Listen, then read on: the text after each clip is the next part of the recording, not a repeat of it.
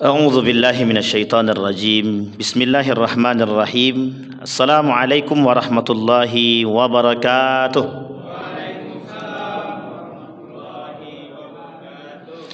الحمد لله رب العالمين الحمد لله الذي أنعم بنعمة الإيمان والإسلام بهما تتم الصالحات. أشهد أن لا إله إلا الله وحده لا شريك له وأشهد أن محمدا عبده ورسوله لا نبي بعد. Puji syukur kehadirat Allah atas limpahan rahmat dengan mengucapkan alhamdulillahirabbil alamin. Bersalawat kepada Nabi dengan mengucapkan Allahumma salli ala Muhammad wa ala ali Muhammad fil alamin innaka Hamidum Majid.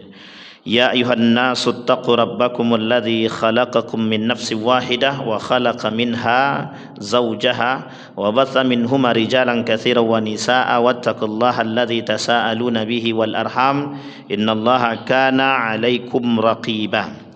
Baik Bapak Ibu sekalian yang berbahagia, mudah-mudahan di maghrib ini Allah limpahkan rahmat dan karunia-Nya kepada kita.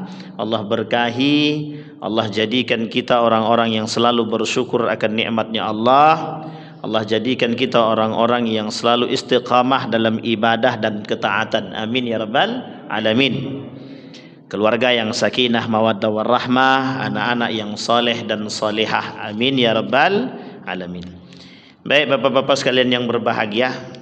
Kenapa bapak-bapak? Karena mungkin ibu-ibu tak ada. Jadi ada satu ketiba ibu. Ada ibu, alhamdulillah, sambil mendengarkan ibu. Baik bapak-bapak, ibu-ibu, ini kalau nampak ada orang di depan kita nih Pak, ini makhluk langka nih Pak.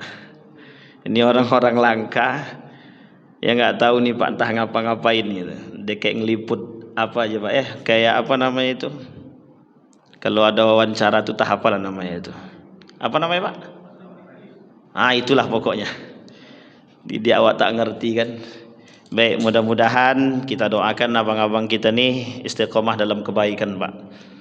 Itu yang paling penting. Sekalipun mereka sebagai tukang media, tapi yang paling besar pahala dan paling besar juga dosanya. Kalau salah informasinya dosa. Tapi kalau baik informasinya mampu menjadikan orang-orang itu semakin bertakwa, insya Allah pahalanya besar. Baik, bapak-bapak, ibu-ibu sekalian yang berbahagia, di malam hari ini, di maghrib hari ini saya ingin menyampaikan satu hal, fenomena terbaru, fenomena kita hari ini, dan ini unik. Saya ingin angkat satu cerita di dalam kitabnya Syekh Hasim Al-Asy'ari, dalam kitab Risalah Ahlus Sunnah wal Jamaah itu, beliau menuliskan dalam kitab beliau itu, tapi ini mudah-mudahan tidak ada yang tersinggung ya Pak, karena ini beliau yang menuliskan, saya cuma membacakan. Kata beliau, penjelasan tentang orang-orang bayan tamasuk ahli Jawa, orang-orang Jawa yang berpegang teguh bimadhabi ahli sunnah wal jamaah, yang berpegang teguh pada mazhabnya Ahlus Sunnah wal Jamaah. Wa bayanu ibtida'i zuhuril bid'ah wa intisyariha fi ardi Jawa. Tetapi kata beliau, mesti ada sebagian lagi nanti yang juga tersebar di tanah Jawa tersebut, golongan-golongan ahlul bid'ah, dan mudah tersebar kata beliau. Kemudian wa bayanu anwa'il mubtadi'ina al-mawjudina fi hadza zaman, dan beliau menjelaskan dalam kitab ini ada golongan-golongan yang dulu nggak pernah ada tapi sekarang itu ada di zaman-zaman sekarang ini. Ini yang unik ini Pak. Jadi kasus-kasus terbaru itu yang kita bisa lihat. Nanti kita coba tengok, kita coba lihat bagaimana Nabi mengatakan dalam hadisnya tentang firqah-firqah tersebut. Sekira kita sudah banyak mendengar tentang nanti umatku kata Nabi akan terpecah menjadi 73 golongan ya. Baik. Dalam hadis baginda Nabi Muhammad sallallahu alaihi wasallam kata Nabi, yang pertama nanti orang-orang Yahudi. Orang-orang Yahudi itu terpecah menjadi 71 golongan. Kemudian selanjutnya Nasrani itu terpecah menjadi 72 golongan. Tetapi kemudian ada namanya umatku kata Nabi akan terpecah menjadi 73 golongan. Wah, itu banyak. Tapi kata Nabi semuanya itu masuk neraka. Wa kulluhum finnar kata Nabi. Semua mereka masuk neraka illa ahlus sunnah wal jamaah. kecuali Ahlus Sunnah wal Jamaah. Sekarang yang mengaku Ahlus Sunnah wal Jamaah itu banyak. Yang mengaku Ahlus Sunnah wal Jamaah itu banyak. Syekh Hasyim Al-Asy'ari menuliskan dalam kitab beliau ini unik. Kata beliau, yang disebut dengan Ahlus Sunnah wal Jamaah itu orang yang masih berpegang teguh kepada akidah yang benar. Artinya begini, rukun imannya betul, rukun Islamnya benar. Rukun Islamnya berapa, Pak? Rukun Islam kita ada berapa? Harusnya 5. Tapi ada yang kemudian menganggap rukun Islam itu nambah 1. Kita ambil contoh ya Pak ya, Syiah. Kelompok Syiah itu menganggap bahwa Ali itu imam mereka. Artinya panggilannya Imam Ali radhiyallahu an karramallahu wajhah gitu. Dan bagi mereka itu cukup. Artinya begini, ketika mereka azan, orang Syiah itu azan, itu boleh dilihat di Irak atau di Iran atau di beberapa daerah yang memang kuat kesyiahannya, itu mereka katakan asyhadu an la ilaha illallah wa asyhadu anna muhammadar rasulullah. Asyhadu anna muhammadar rasulullah. Kemudian ada asyhadu anna aliyya. Nah, itu juga ada. Anna aliyya. Kemudian Ali itu dipanggil karramallahu wajhah. Allah muliakan wajahnya itu. Jadi barang siapa yang melihat wajah Ali maka dia dimuliakan. Barang siapa yang melihat wajah keturunan Ali dan keluarganya juga dimuliakan. Wah, ini kelompok Syiah begitu. Dan Syiah ini banyak golongannya Pak. Kalau bahasanya guru saya begini, Syiah reinkarnasi. Apalagi sekarang nih banyak Pak, Syiah itu banyak. Bahkan Syiah itu ada yang nggak mau menganggap dirinya itu Islam itu ada. Dia Syiah, harusnya kan Syiah itu ada juga dari golongan Islam gitu. Tapi mereka nggak mau dipanggil Islam itu ada. Kami Syiah bukan Muslim, bukan Islam, tapi kami Syiah. Dan itu gerakan yang paling berat Bapak Ibu. Kapan-kapan lain waktu kita coba kaji Syiah itu sampai sudah reinkarnasi. Reinkarnasi itu bukan lagi Syiah dalam kategori Syiah yang sekarang, yang dulu mereka percaya kepada Imam 12, menjelek-jelekkan para sahabat. Itu kemudian mereka disalahkan. Oke, kata mereka tidak ada masalah. Tapi kemudian mereka berubah menjadi yang lebih parah, Pak.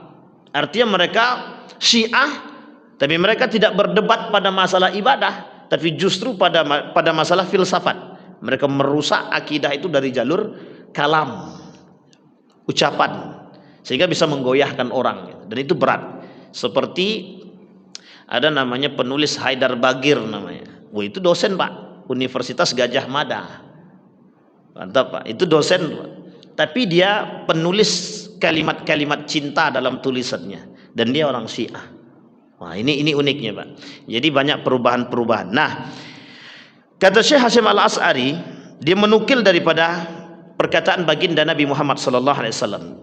Kata beliau, sayakunu fi akhir zaman atau sayakunu fi akhir ummati. Kelak di akhir zaman, kata beliau, kata Nabi dalam riwayatnya itu, unasun yuhaddisunakum. Nanti kalian akan mendapatkan manusia yang berbicara, yuhaddisunakum ma antum lam tasma'uhu. Ma lam tasma'u antum wala aba. Yang kalian, nenek moyang kalian tidak pernah berbicara tentang itu. Tidak pernah kita berbicara tentang itu. Nenek moyangnya nggak pernah berbicara, orang-orang tuanya nggak pernah berbicara tentang demikian. Tapi kita pernah akan mendengarkan itu. Fa iyyakum wa iyyahum, maka olehmu tinggalkanlah mereka. Kita ambil contoh. Ini ada fenomena baru. Ketika ada orang yang berbicara, dia bisa berbicara dengan Tuhan, baik lewat HP ataupun apapun itu mesti tidak masuk di akal tuh Pak. Ini kalau kita belajar dengan akal sehat. Artinya apa? Komunikasi dengan Allah itu dalam bahasa lain adalah salat, betul. Tapi ketika ada orang yang menganggap dirinya seperti wali, menganggap dirinya wali, kemudian bisa berbicara dengan Allah dengan bahasa manusia, ini yang kemudian kita bingungkan. Dan oleh para ulama itu tidak masuk dalam kategori itu Pak. Artinya apa? Ada orang yang pintar, ada. Tapi pinteri juga banyak Pak. Yang uniknya lagi, orang-orang seperti itu punya pengikut. Dan pengikutnya tidak sedikit. Kita ambil contoh. Kasus yang paling sederhana ketika Idul Fitri. Mungkin bapak-bapak sudah pernah mendengar kan? Kasus Idul Fitri.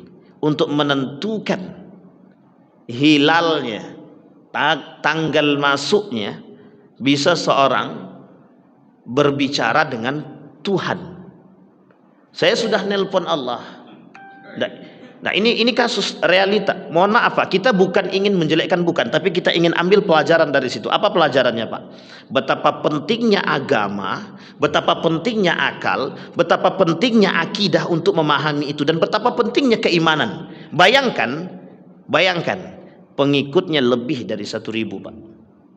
Yang percaya lebih dari 1.000. Artinya mohon maaf, orang yang mengerti agama dan ketika dibalut dengan kepentingan, atau mohon maaf ketika mereka bermain dengan syaitan misalkan, bisa saja mereka melakukan perbuatan yang tidak kita fikirkan.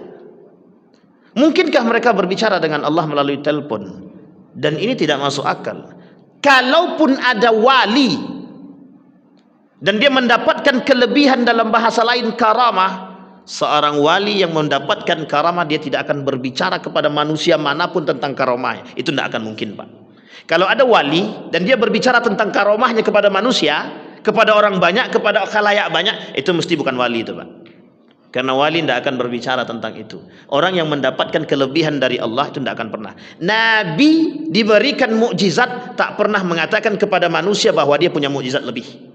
Dia hanya katakan kepada manusia, ikutlah apa yang diikuti. Dan kemudian dia bisa menampakkan kelebihan sebatas ketika mereka tidak percaya dengan Tuhannya. Tapi setelah itu mereka nggak bisa gunakan Pak. Nggak bisa gunakan. Kenapa? Karena itu hanya diperuntukkan ketika mereka ingin mendatangkan atau mengajak orang lain untuk percaya kepada Allah. Maka bahasa Nabi betul. Malam tasma'u antum wala aba. Kelak kalian akan mendengar sesuatu yang kalian nggak pernah dengar. Bahkan orang tua kalian zaman dulu nggak pernah mendengar. Bahkan kakek-kakek kalian pun nggak pernah mendengar. Kita ambil contoh yang lain, yang lagi viral. Mungkin Bapak Ibu udah paham. Bahasa Suryani yang berbicara dengan malaikat. Kita tidak mau berbicara pada konteks orangnya Pak, tapi kita berbicara pada konteks keimanan. Kita berbicara pada konteks akidah. Kita coba tengok. Said Hawa, seorang ulama besar, menuliskan dalam kitab yang pernah kita jelaskan di sini, 20 tanda yang bisa membatalkan syahadat. Artinya apa? Ketika ada orang-orang yang bisa mengatakan bahwa dirinya memiliki kelebihan, tapi kemudian dengan kelebihannya itu orang lain tergait, orang lain percaya dengan bahasa dia, bahkan melebihi kepercayaannya kepada orang tersebut dengan kelebihan yang dia miliki, kemudian bisa merusak akidah. Mohon maaf, kita ambil contoh begini. Ada satu orang manusia yang punya kelebihan, yang diberikan kelebihan, tapi dengan kelebihan tersebut ada orang yang menjadi pengikutnya dan lebih percaya kepada bahasa orang tersebut ketimbang bahasa Allah, maka itu kemudian keluar daripada jalur yang sesungguhnya Pak. Artinya apa? Sudah merusak akidah dia. Dia sudah merusak syahadat dia Pak. Bahkan lebih parah lagi, bisa-bisa terjerumus dalam kekufuran. Seperti bisa berbicara dengan bahasa malaikat, bisa berbicara dengan bahasa hewan, bisa berbicara dengan bahasa hujan, bisa berbicara dengan bahasa alam kubur.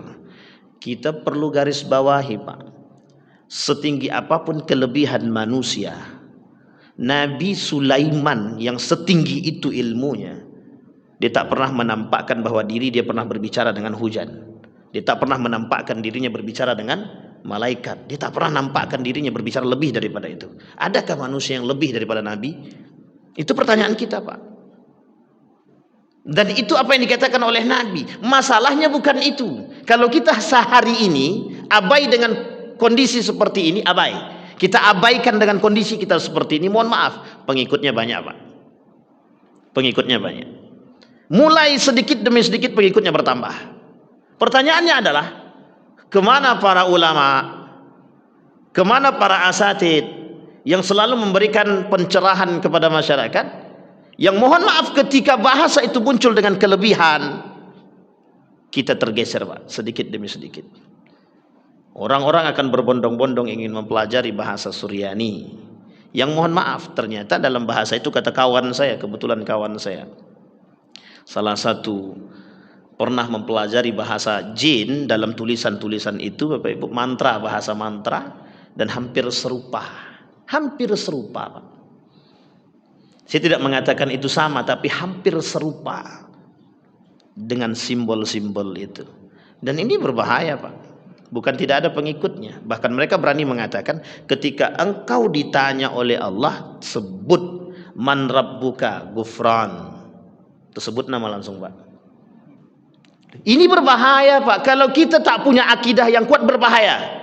Kita diajarkan dalam agama kita man rabbuka, jawaban kita siapa? Tidak mungkin manusia yang kita jawab, Pak. Ketika kita jawab man nabiyuka, masa manusia kita jawab? Dan ini lucu. Pernah terjadi, pernah. Sahabat Nabi. Tapi cerita itu tidak pernah Nabi ceritakan kepada sahabat untuk diambil kelebihan seperti itu, tidak. Nuaim, sahabat Nabi, yang ditanya oleh malaikat, apa jawaban dia? Ingat, Nabi masih di atas. Ketika Nuaim ditanya oleh malaikat, man nabiyuka, jawaban Nuaim sederhana, Pak. Nabi sedang berada di atas. Jangan keras-keras, kata dia. Beliau sedang ada di atas. Dan ini sahabat Nabi, dan dia tidak mengatakan dengan bahasa Nabi, tapi Nabi menyaksikan itu. Hadisnya sahih. Tapi bukan berarti apa yang dilakukan oleh Nabi itu dilakukan oleh manusia. Kelebihan ini hanya dimiliki oleh Nabi dan bukan manusia. Artinya ketika kita percaya dengan kondisi seperti ini mengabad. Apa dampak daripada perbuatan demikian? Dampaknya, Pak, mohon maaf, dampaknya itu besar, Pak, besar. Bayangkan saat ini kita sedang diperlihatkan dengan hal-hal yang sederhana tapi menyesatkan. Pada masa Luqman Saifuddin, ini saya jelaskan kepada Bapak Ibu semua. Pada masa Luqman Saifuddin, Luqmanul Hakim menjadi menteri agama. Ada satu agama yang diresmikan. Nama agamanya Bahai. Bapak Ibu tahu agama Bahai? Saya tidak tahu itu 2019 apa 2018, saya lupa. Yang jelas beliau ketika itu masih menteri agama dan beliau meresmikan satu agama yang disebut dengan Bahai. Dan beliau menghadiri itu. Itu agama baru, Pak, yang dimasukkan dalam urutan agama. Jadi berapa agama kita sekarang? Islam, Buddha, Hindu, Kristen, Kongfucu, ada 5. Bahai jadi 6. Belum lagi Kristen terbagi 2. Ada Protestan, ada Katolik. Sampai sini paham, Pak ya? Semakin hari semakin banyak, Pak. Kita dulu muncul nabi palsu di India. Muncul orang-orang yang mengaku Tuhan di Banyuwangi. Muncul orang-orang yang mengaku malaikat. Muncul orang-orang yang kemudian mengaku nabi. Rata-rata, Pak, di Jawa. Rata-rata di Jawa. Sehingga mohon maaf ketika Syekh Hasyim Al-As'ari menjelaskan tentang munculnya ahlul mubtadi'in fi ahli Jawa, akan muncul golongan-golongan, kebanyakan muncul golongan-golongan itu di daerah Jawa, kata beliau dalam kitabnya Risalah Ahlus Sunnah wal Jamaah. Mengapa? Dan itu menjadi masalah, mengapa? Yang itu kemudian dipertanyakan. Bahai sama munculnya di sana. Nabi palsu muncul di sana. Yang mengaku Tuhan muncul di sana. Orang yang bisa menggandakan duit percaya. Bahkan seorang profesor pun bergelar profesor bisa percaya dengan seorang pemuda yang bisa menggandakan duit. Coba bayangkan akidah, Pak. Akidah kita dirusak sedemikian rupa. Jadi tak salah. Dan itu mohon maaf kita masih melihat itu di konteks Jawa. Bayangkan orang-orang yang kemudian dengan bahasa ponari. Coba lihat ponari, Pak. Batu yang dianggap bisa menyembuhkan manusia. Bapak tahu yang antri berapa banyak manusianya yang antri, yang dia hasilkan miliaran rupiah, Pak, hanya karena batu yang kita tidak tahu itu batunya bagaimana itu. Sampai sini paham, Pak ya? Lam tasma'u antum wala aba, yang tak pernah dulu dilakukan oleh orang tua kita, orang-orang terdahulu, tapi kemudian dilakukan oleh orang-orang sekarang. Zaman dulu nyembah patung, oke. Nyembah matahari, oke. Nyembah bulan atau bintang atau matahari, iya. Kemudian memberikan makan sesajen, iya. Zaman dahulu. Tapi sekarang lebih daripada itu. Bahkan muncul Fir'aun baru yang menganggap dirinya tuh Tuhan. Sehingga mohon maaf Bapak Ibu, nabi palsu pada masa Nabi sudah selesai, sudah ada. Jadi jangan kaget kalau sekarang itu bermunculan golongan-golongan yang memang menyesatkan. Jangan kaget. Kenapa kita nggak kaget? Masa Nabi masih hidup, di akhir hayat Nabi muncul nabi palsu. Musailam al-Kadzab, ada seorang wanita, kemudian laki-laki, 2 laki-laki 1 perempuan. Dan itu nabi palsu. Bahkan tugas ketika itu tugas tugas Abu Bakrin Siddiq terputus. Ketika itu ingin menuliskan mushaf Abu Bakar, ingin menuliskan meneruskan ide yang diberikan oleh Umar bin Khattab tentang penulisan Al-Quran, pengumpulan Al-Quran, terputus. Karena apa? Ada tugas yang lain. Bayangkan Pak, ketika Nabi meninggal dunia, itu setengah ahlu Makkah, hampir setengah dari ahlul Makkah itu keluar daripada Islam, murtad Pak. Nabi masih ada, jasadnya masih ada, orangnya sudah meninggal tapi jasadnya masih ada. Setengah berita itu sampai di Mekah, hampir setengah orang Mekah kemudian murtad. Di Madinah, Nabi, mereka menyaksikan hidup Nabi meninggal. Betapa gembiranya orang-orang yang munafik, orang-orang Yahudi, orang-orang munafik itu, mereka ajak orang-orang mereka yang terdahulu untuk keluar daripada Islam. Murtad. Irtadda an dinihi. Maka ketika itu Bapak Ibu sekalian yang berbahagia, Abu Bakar punya kerjaan ketika itu, punya pekerjaan yang besar. Yang pertama ketika itu menumpas nabi palsu. Yang ketika itu ada 3 orang yang ditumpas oleh Abu Bakar. Yang kedua ketika itu menumpas para orang-orang yang murtad ketika itu. Makanya mohon maaf, hadis Nabi itu zahir Pak, jelas. Kalau ada orang yang murtad, darahnya itu halal Pak. Tapi ini jangan dipahami sepihak Pak. Dalam konteks agama, darahnya itu halal Pak. Orang yang murtad. Dulu ada pemain film Sang Pencerah, yang menjadi pemainnya itu dia melakoni Kiai Haji Ahmad Dahlan, Sang Pencerah Muhammadiyah. Selesai dari main itu Pak, keluar dia daripada Islam, murtad dia. Pernah dengar namanya Pak? Siapa namanya? Siapa? Jangan lama-lama mikirnya, saya pun lupa. Siapa Pak namanya Pak? Keluar dari Islam. Padahal dia pemeran utama. Yang dia perankan siapa? Sang Pencerah, Kiai Haji Ahmad Dahlan. Ini masalah akidah yang ingin saya sampaikan. Betapa mudahnya manusia merubah akidahnya. Apalagi ketika mereka memiliki kelompok. Yang individu saja begitu Pak. Apalagi ketika mereka memiliki kelompok. Dan apalagi ketika penguasanya, pemimpin kelompok tersebut memiliki kelebihan, mohon maaf, yang memang bisa jadi mereka ada yang bermain dengan jin, ada yang bermain dengan syaitan. Tak salah ketika mereka mengatakan diri mereka Tuhan atau Nabi. Sehingga dengan bahasa mereka, orang-orang yang tidak memiliki iman yang kuat bisa percaya. Bisa percaya. Apa masalah? Masalahnya adalah doktrin yang mereka berikan. Itulah kelemahan kita hari ini Pak. Kelemahan kita hari ini. Kenapa? Mudah didoktrin sekalipun doktrin itu menyesatkan. Sekalipun doktrin tersebut menyesatkan. Sampai di sini paham ya Bapak Ibu ya? Jadi ini masalah kita hari ini Pak. Masalah kita hari ini yang harus kita jaga. Nah, kemudian tak salah ketika itu kemudian berbicara Nabi dalam hadisnya, dalam riwayat yang lain kata Nabi, yakunu fi akhir zaman dajjaluna kadzabun. Akan muncul orang-orang yang menyerupai Dajjal. Dia tidak Dajjal, tapi manusia menyerupai Dajjal dengan kalimat dusta. Dengan kalimat apa Pak? Dusta. Jadi pemimpin kelompoknya itu pandai berdusta, dalam bahasa lain pandai bersilat lidah. Jadi kuncinya apa? Bagaimana membuat orang percaya dengan omongannya. Ini dulu terjadi Pak. Dulu terjadi, memang masih di tanah Jawa.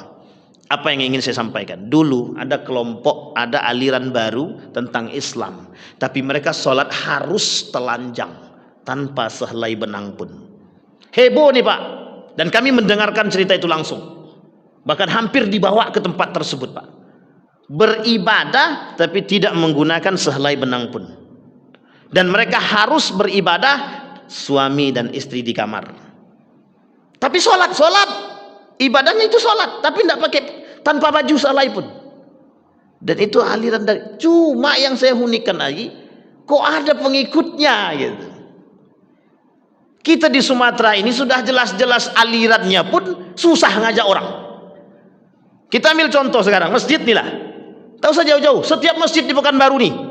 Kan begitu Pak. Sudah jelas alirannya, jelas imamnya, jelas ibadahnya, sholatnya jelas, puasanya jelas, itu pun susah.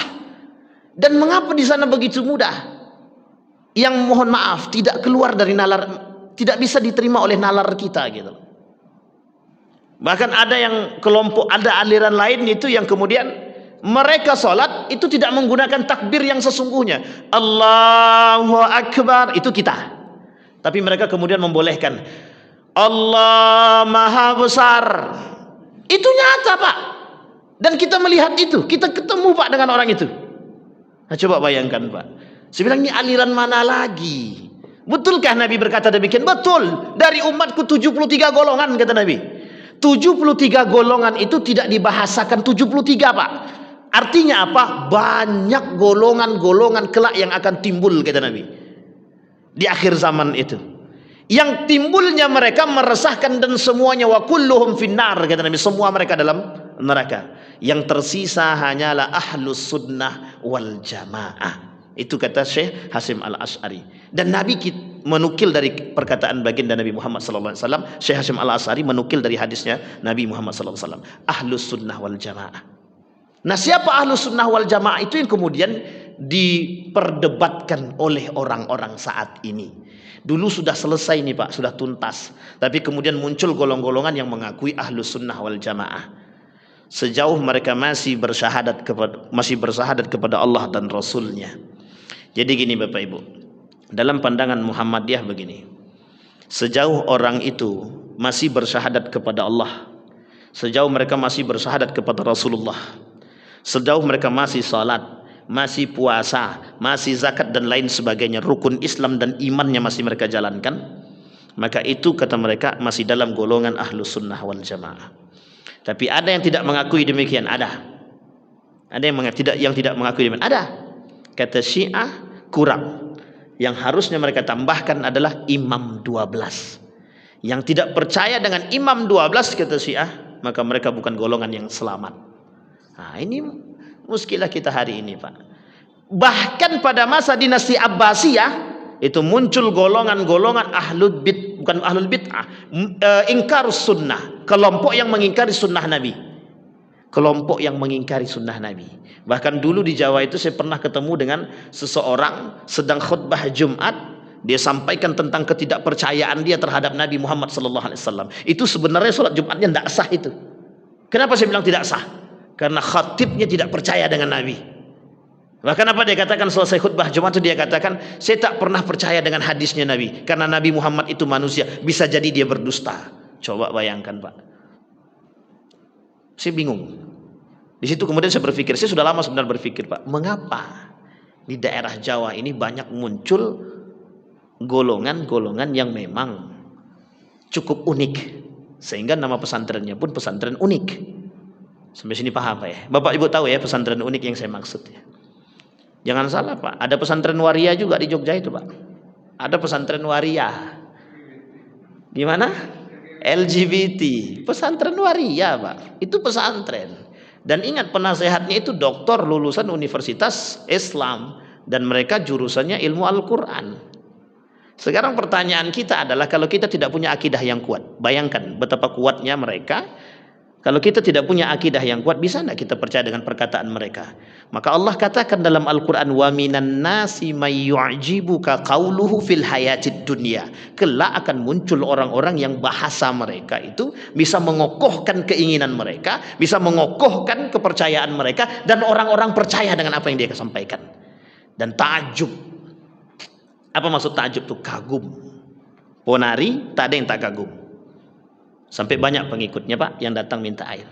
Idadaya, tidak ada yang tidak kagum, sampai orang berbondong-bondong datang ke sana Pak, hanya untuk meminta pengobatan.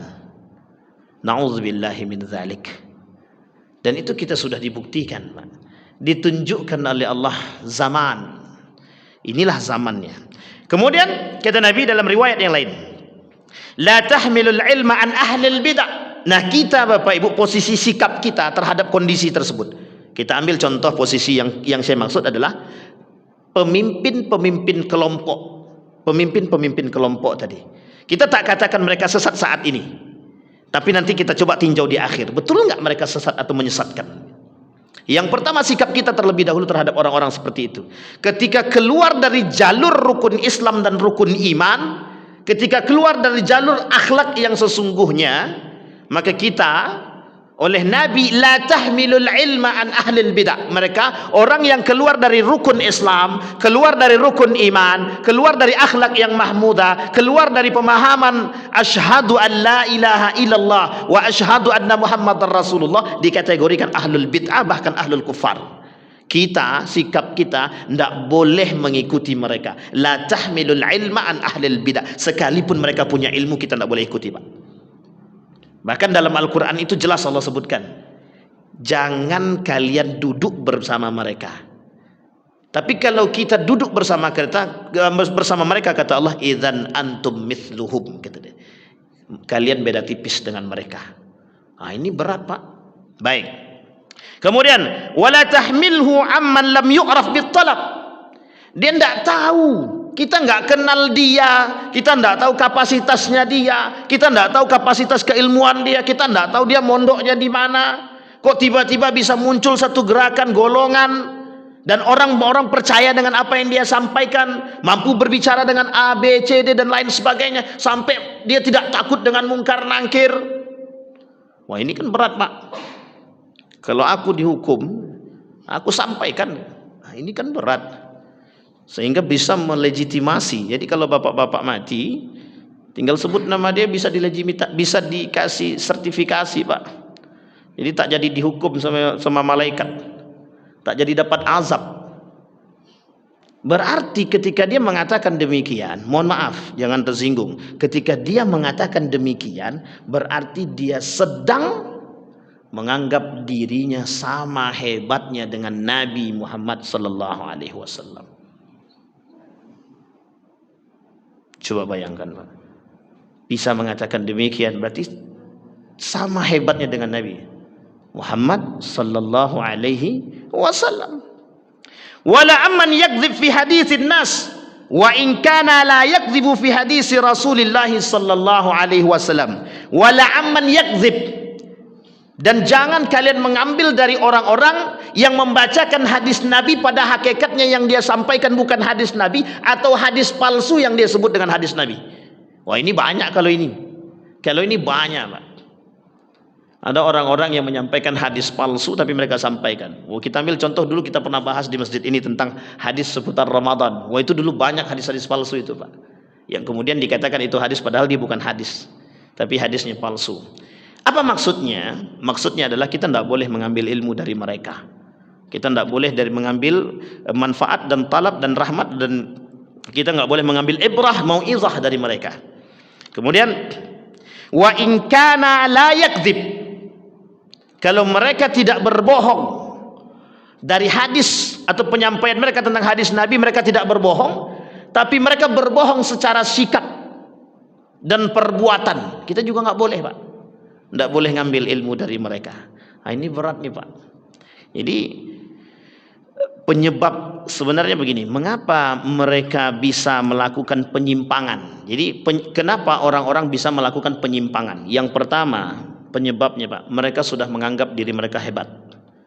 Orang-orang yang diberikan ilmu tapi mereka merasa hebat dengan keilmuan mereka, sehingga mereka terjerumus dalam penyakit sombong yang dikatakan oleh Nabi tadi, dajjaluna kadzabun. Kenapa Fir'aun mengaku diri dia Tuhan? Karena dia merasa diri dia lebih daripada yang lain, sehingga keangkuhan dia, kesombongan dia, kemudian kekuatan dia, merasa orang-orang yang lain itu tidak sekuat dia, tidak sehebat dia, dan tidak mampu berbuat apa-apa terhadap dia. Sehingga dengan kesombongan itu kemudian dia mengatakan bahwa diri dia Tuhan. Sampai sini paham, Pak, ya? Nah, ada orang yang kemudian melakukan hal demikian sama. Ketika ada muncul aliran-aliran sesat, itu yang pertama. Karena kesombongan merasa ilmunya lebih hebat. Yang kedua, mohon maaf, ada orang-orang yang belajar agama tapi tidak sesuai dengan aturan agama. Di sini kita butuh, Pak. Ini yang saya sebut, kalau kita belajar, kenapa Allah sebutkan dalam Al-Quran, hal yastawil ladzina ya'lamuna wal ladzina la ya'lamun. Apakah sama orang-orang yang beribadah dengan ilmu tanpa ilmu? Tak sama, Pak. Tak sama. Allah katakan dalam Al-Quran tidak sama. Makanya mohon maaf, ketika kita belajar beribadah, sholat, puasa, zakat harus dengan ilmu. Kita ambil contoh yang paling sederhana. Apa yang paling sederhana? Ketika kurban kemarin, berapa banyak tradisi adat-adat yang terdahulu kita pakai dalam pemotongan kurban. Padahal sebelum kita melakukan ibadah tersebut, kita harus kembali kepada agama. Lihat aturan main agama. Tapi masih banyak orang-orang yang kemudian bermain dengan aturan adat, tradisi. Kami dulu ndak kayak gini modelnya, dulu tuh ndak ada kayak gini. Yang dulu itu mungkin belum mengerti aturan agama. Yang sekarang kalau sudah dikasih tahu aturan agama, ya tolong diikuti, bukan yang diikuti tradisi yang dahulu. Apa penyebabnya? Penyebabnya kedangkalan pengetahuan. Atau sebaliknya, bisa jadi kita menangkap ilmu pengetahuan orang-orang dahulu itu belum nyambung, belum sampai, sehingga kita tidak menyalahkan orang terdahulu. Bisa jadi kita yang salah dalam memahaminya. Atau sebaliknya, bisa jadi memang dahulu, orang zaman dahulu, karena keterbatasan media untuk mempelajarinya dan keterbatasan tempat untuk belajar, sehingga mohon maaf ada kekurangan. Yang diharapkan oleh mereka adalah datangnya orang-orang kemudian untuk memberikan pembaharuan, memberikan penerangan terhadap ilmu-ilmu tersebut. Bahaya, Pak, kalau kita belajar tanpa ilmu itu bahaya. Kita ibadah tanpa ilmu berbahaya. Terutama permasalahan akidah, itu sangat berbahaya. Apa bahayanya? Kita terjerumus dalam kemusyrikan, kita terjerumus dalam kekufuran. Bahkan bisa jadi kita terjerumus dalam irtadda, murtad, keluar daripada agama. Nah, ini yang kemudian harus kita pahami. Baik. Yang ketiga, penyebab terjadinya penyimpangan dalam agama itu disebabkan faktor yang ketiga itu adalah apa yang terjadi memang sudah menjadi sunnatullah. Jadi mereka orang-orang yang tidak percaya dengan sunnatullah, orang yang tidak percaya dengan sunnatullah, tapi mereka percaya dengan akal. Jadi ada orang-orang yang meninggikan akalnya sehingga dia tak percaya dengan sunnatullah. Artinya apa? Mukhalifina an sunnatillah, mereka bertolak belakang daripada sunnahnya Allah. Sunnatullah itu begini, mereka tidak percaya bahwa penciptaan alam semesta ini itu adalah yang mengatur Allah. Tak percaya mereka. Mereka tidak percaya kalau azab yang diberikan oleh Allah kepada kaum Nabi Lut itu adalah karena mereka melakukan homoseksual. Mereka tidak percaya. Artinya mereka nggak setuju dengan itu. Mereka nggak percaya dengan takdirnya Allah. Mereka tidak percaya. Artinya apa? Di sini mereka tidak percaya dengan sesuatu yang memang itu adalah kehendak Allah. Nah, itu yang kemudian menjadi masalah dalam diri mereka. Sehingga yang mereka angkat adalah akal, percaya kepada akal, dan itu bisa menyesatkan. Kita ambil contoh sederhananya, bahwa kenapa berani orang-orang mengatakan berani dia mengatakan bahwa saya sudah menelpon Tuhan. Secara nalar kita yang sehat ini mungkin tak sampai, tapi bagi nalar dia mungkin sampai, karena Allah itu mengerti semua bahasa, karena Allah mengerti segala kondisi. Artinya ketika dia nelpon Allah dengan bahasa apapun, dengan media apapun, bisa saja dia lakukan dan mereka percaya. Dan ini kemudian, Pak, nah, yang menjadi masalah kita saat ini adalah bagaimana kemudian kita memposisikan orang-orang yang terdekat dengan itu bisa kemudian terselamatkan dari pengaruh-pengaruh kesesatan tersebut. Dampaknya adalah rusaknya akidah. Sampai di sini paham ya Bapak Ibu ya. Bahaya Pak. Kalau akidah sudah rusak kita tidak bisa Pak. Tidak bisa main-main dengan tidak bisa main-main dengan akidah. Ibarat orang berakidah itu seperti berada telur di atas ujung tanduk. Salah langkah saja dia dalam berakidah itu bisa terjerumus jatuh. Bisa jadi jatuh dalam kekufuran, bisa jadi jatuh dalam kemusyrikan. Makanya mohon maaf Bapak Ibu. Contoh sederhananya dukun. Dukun itu ada yang menganggap orang pintar. Pertanyaannya banyak enggak yang datang ke orang dukun, ke dukun itu Pak? Nabi sudah katakan, man ata kahinan fatasaddaqa bima qala faqad kafara. Yang datang ke dukun, percaya dia dengan apa yang dilakukan oleh dukun, kafir tuh Pak. Nah, sekarang pertanyaannya banyak enggak orang-orang kita yang datang ke dukun? Bahkan mohon maaf karena dulu itu dukun itu sangat beruntung dan kaya.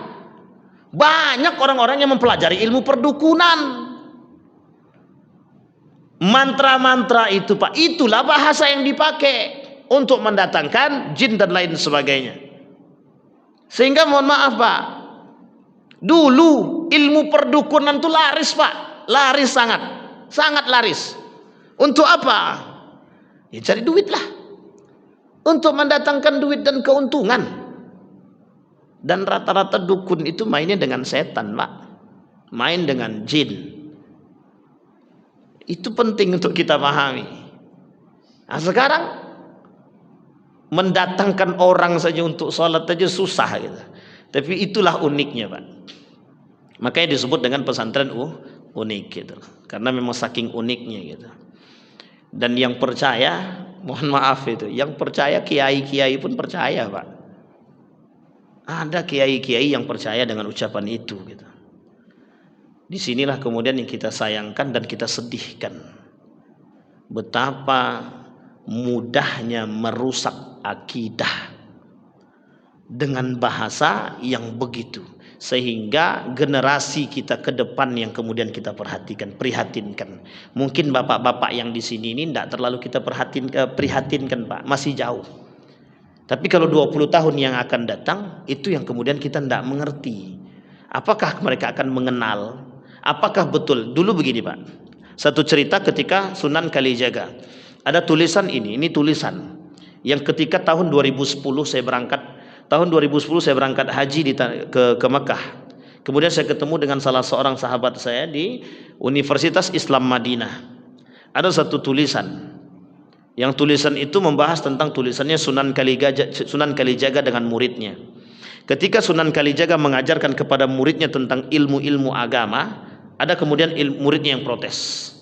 Sunan Kalijaga dia datang ke rumah orang kaya, dia rampok, diambil, dia berikan kepada orang-orang yang tak mampu. Jadi rumah orang-orang yang kaya itu dirampok oleh Sunan Kalijaga dengan muridnya. Kemudian hasil rampokan itu dia berikan kepada orang-orang yang tak mampu.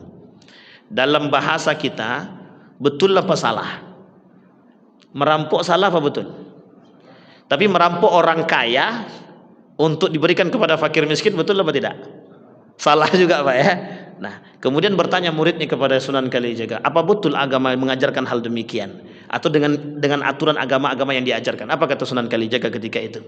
Kata Sunan Kalijaga, kelak akan muncul orang-orang yang akan memberikan pengetahuan lebih tentang agama. Betul Pak, betul. Apa yang saya katakan betul? Kita ambil contoh. Dulu kenduri itu Pak, pemahaman kenduri itu di tanah Jawa itu tidak semudah memahami kenduri seperti yang ada di tempat kita. Ketika menyajikan makanan itu Pak, kenapa susunan kuehnya itu berbagai macam model, dan itu ada bentuknya dan ada filsafatnya Pak, ada filosofinya Pak. Kenapa minumannya harus teh panas, itu ada filosofinya yang dibuat oleh mereka zaman dahulu. Dan kemudian itu yang kemudian ditanyakan oleh para sahabat, para murid kepada gurunya, apakah seperti ini Islam? Dan kemudian dijawab, kelak akan muncul golongan-golongan yang akan membaharui hal demikian. Karena waktu itu terpaksa untuk berjuang agama, memperjuangkan agama, waktu itu terpaksa. Tidak bisa Pak. Non muslim pengen menghancurkan Islam, dia masuk dulu ke dalam Islam, baru dia bisa hancurkan. Kita ketika itu, pada masa ketika itu penyebaran Islam, kalau tiba-tiba Islam kemudian ikut-ikutan atau kemudian mengatakan bahwa A haram, B haram, C haram, tidak ada yang mau masuk Islam Pak. Sama dengan Nabi. Ketika masa Al-Quran itu turunnya Al-Quran itu bertahap, Pak. Al-Quran tidak mengharamkan khamar secara sekaligus. Apa kata Al-Quran? La taqrabus shalah wa antum sukara. Ente nggak usah dekati sholat kalau lagi mabuk. Nanya sahabat kepada Nabi, berarti setelah sholat kami boleh mabuk? Nabi tak jawab. Artinya apa? Tidak bisa tiba-tiba mereka katakan haram zina, haram mabuk-mabukan bagi Islam. Orang tidak akan mau lagi masuk Islam ketika itu, Pak. Sehingga apa? Bertahaplah. Ketika riba bertahap, hukum-hukum itu diharamkan secara bertahap, tidak bisa secara langsung. Hanya saja ketika di Mekah itu lawannya langsung kepada, karena di Mekah ketika itu lawannya adalah patung, kepercayaan dan akidah yang kemudian harus digeserkan, Pak. Nah, itu kemudian masa zaman dahulu ketika banyak patung-patung, banyak kerajaan-kerajaan yang memasuki unsur mistis dalam setiap gerakan mereka dan perbuatan, maka dibutuhkanlah ketika itu kekuatan-kekuatan dan kepercayaan yang sehingga bisa menjadi lawan bagi pemahaman-pemahaman terdahulu yang harus dibersihkan. Nah, sekarang kita sudah nggak ketemu dengan begitu, Pak. Mencari orang menyembah patung sekarang susah. Orang muslim menyembah patung tidak ada lagi. Orang yang kemudian menyembah matahari tidak ada lagi. Tapi ada orang-orang yang menyembah pohon, masih tersisa sedikit. Terkhusus di Riau ini masih ada sedikit. Tapi muslim. Sesajenan masih ada, tapi sedikit. Dengan menyembah kemudian binatang sudah sulit kita temukan. Artinya semakin berkembangnya zaman dan semakin bertambahnya para orang-orang yang alim dan mengerti agama, seharusnya bisa semakin membuat lurusnya agama. Tapi kemudian ada orang-orang dengan unsur kepentingan dan lain sebagainya yang menganggap dirinya lebih, kemudian menyelewengkan kembali.